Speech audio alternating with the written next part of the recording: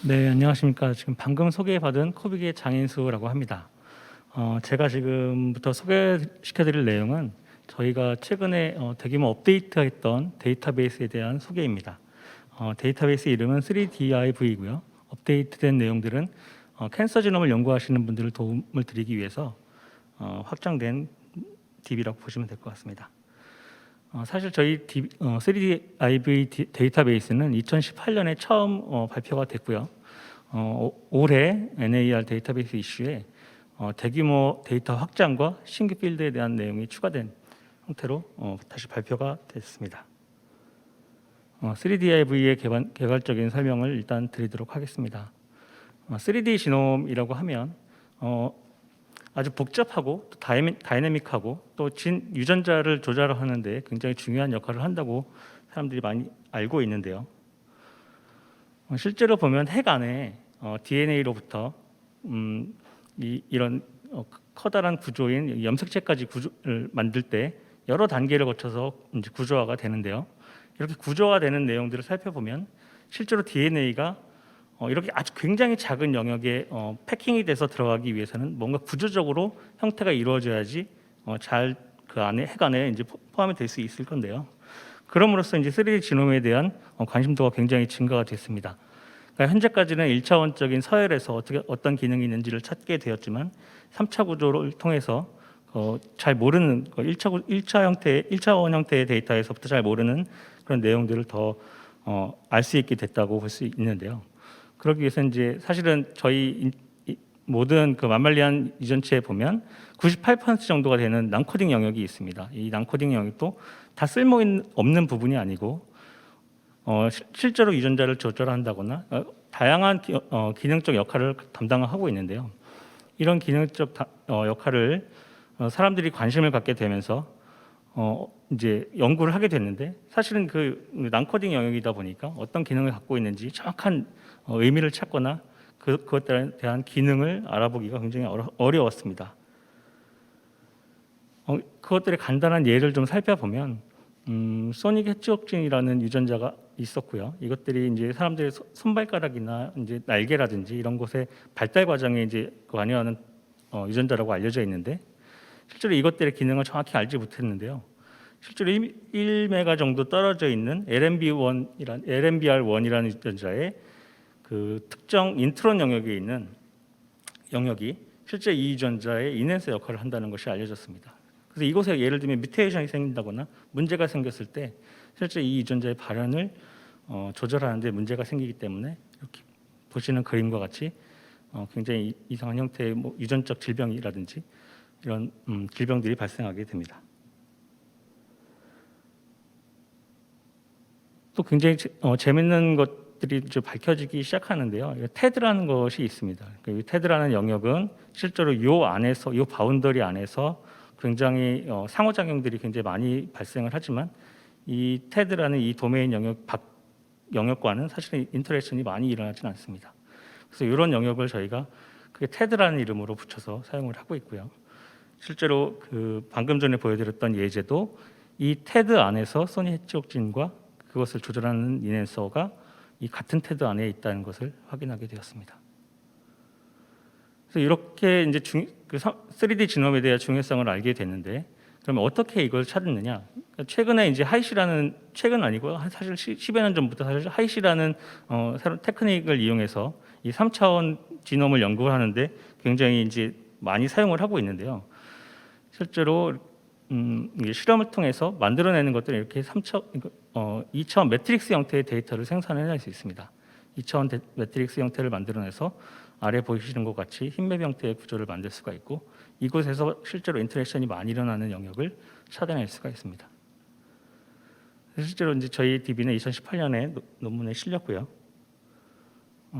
저희 DB가 처음에 이제 발표가 됐을 때는 2018년 당시에 퍼블릭으로 올라온 하이시 데이터를 가지고 전부 이제 저희가 데이터베이스를 만들었기 때문에 굉장히 많은 샘플을 가지고 있다는 게 장점이었고 그 당시에는 80개의 샘플을 저희가 이제 데이터베이스화해서 서비스를 했습니다. 그래서 1차 버전의 데이터베이스는 보시는 것 같은 형태로 구성이 되어 있고 세 가지 메인 카테고리 형태로 되어 있습니다. 첫 번째는 유저가 관심 있는 영역을 입력했을 때 그 관심 영역과 인터랙션이 있는 지역의 에피지넘 정보라든지 GWAS 정보 여러 가지 관련된 정보를 제공을 해주는 테이블을 주고요. 두 번째 테이블 같은 경우는 관심 있는 지역과 인터랙션이 있는 이 파트너 지역들에 대한 피크값, 실제로 이 피크가 인터랙션의 강도라고 보시면 되고요. 그것들을 3차원 형태의 매트릭스 형태로 봤을 때는 이렇게 붉은색 형태로 보시는 걸 확인할 수 있습니다. 또 아래쪽에는 그것과 그 지역에 관련된 유전자에 대한 그 영역도 표시가 되고요.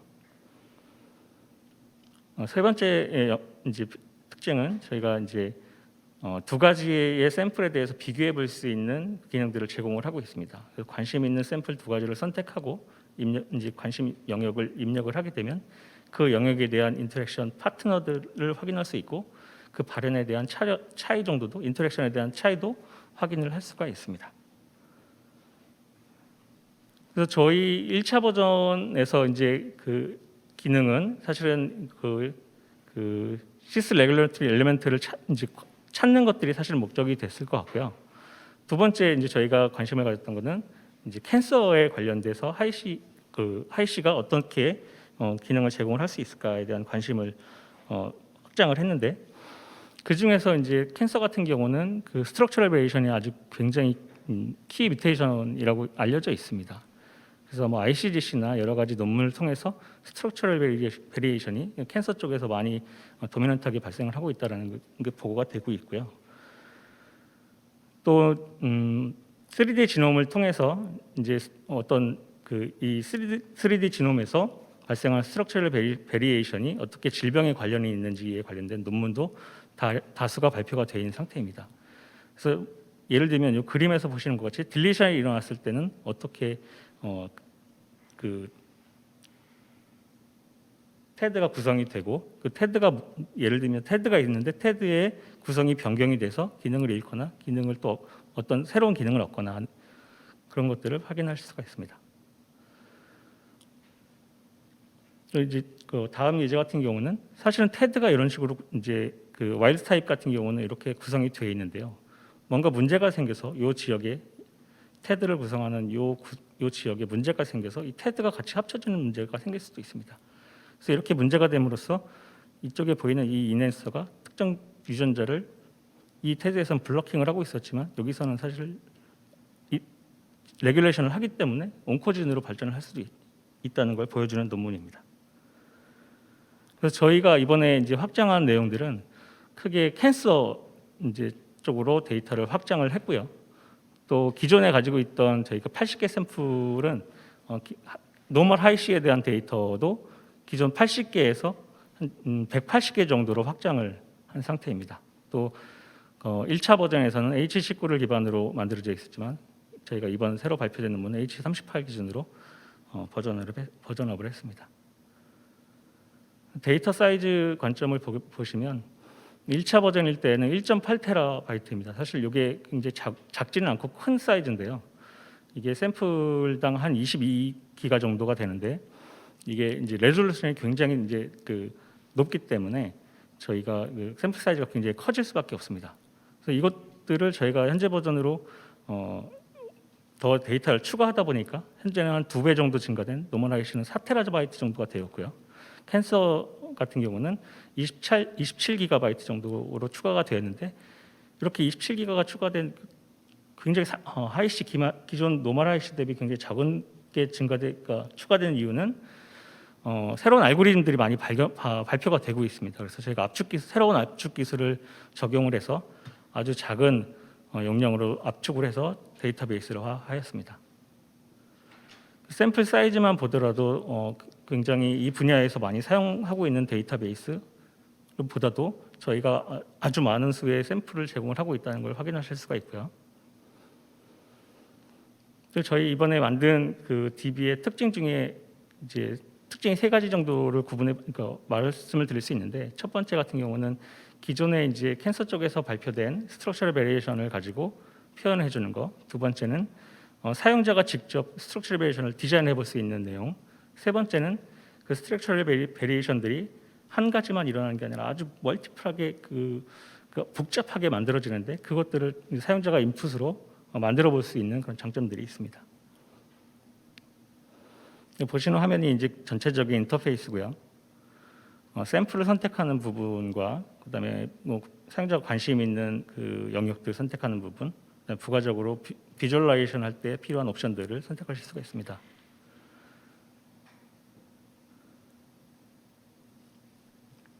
네.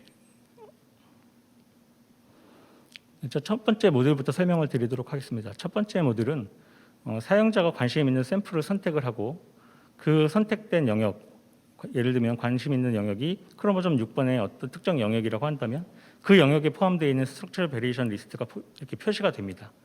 그 부분을 클릭하게 되면 실제로 그 베리에이션이 어떤 위치에 어떻게 만들어졌는지를 가시화해 주게 되어 있습니다.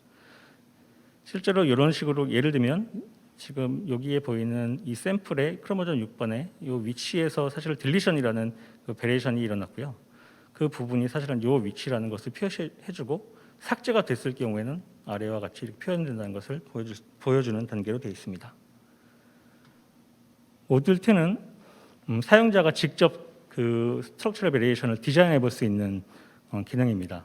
그 샘플을 선택하고 사용자가 원하는 스트럭처럴 베리에이션을 선택한 뒤에 드래깅을 통해서 베리에이션을 만들고 싶은 영역을 선택을 하게 됩니다. 그래서 아래와 같이 예제로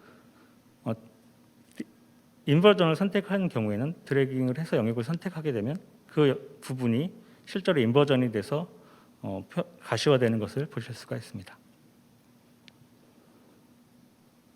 세 번째 영역은 사용자가 아주 복잡한 베리에이션을 만들 수가 있는데요. 다음과 같이 이렇게 사용자가 텍스트로 타이핑을 해서 넣게 되면 여러 개의 크로모점뿐만 아니라 여러 개의 크로모점이 베리에이션이 일어난 것들을 디자인을 해볼 수가 있습니다. 그래서 지금 여기에 사용자가 입력한 인풋이 왼쪽에 보이시는 것 같이 그림이 표현이 되고요. 이것들이 실제로 보시면 여기 지금 동그라미로 표시가 되어 있는데요. 이 부분에 뭔가 베리에이션이 표현이 됐다는 것을 저희가 확인을 했고 이것을 다시 리어레인지먼트를 통해서 재구성했을 때는 이런 형태의 데이터로 재구성을 할 수 있다는 것을 예제로 보여드리고 있습니다. 이제 간단한 예제를 좀 설명드리도록 하겠습니다. 딜리션인데요. 이제 위쪽에 보이는 이 그림이 튜머라고 보시면 되고요. 아래쪽이 노멀입니다. 그래서 튜머 쪽에 실제로 이렇게 멀리 떨어져 있는 영역임에도 불구하고 인터랙션이 있는 것처럼 보이게 되는데요. 이런 부분을 저희가 딜리션을 해서 다시 그림을 구성해 보면 오른쪽에 있는 그림처럼 보실 수가 있습니다.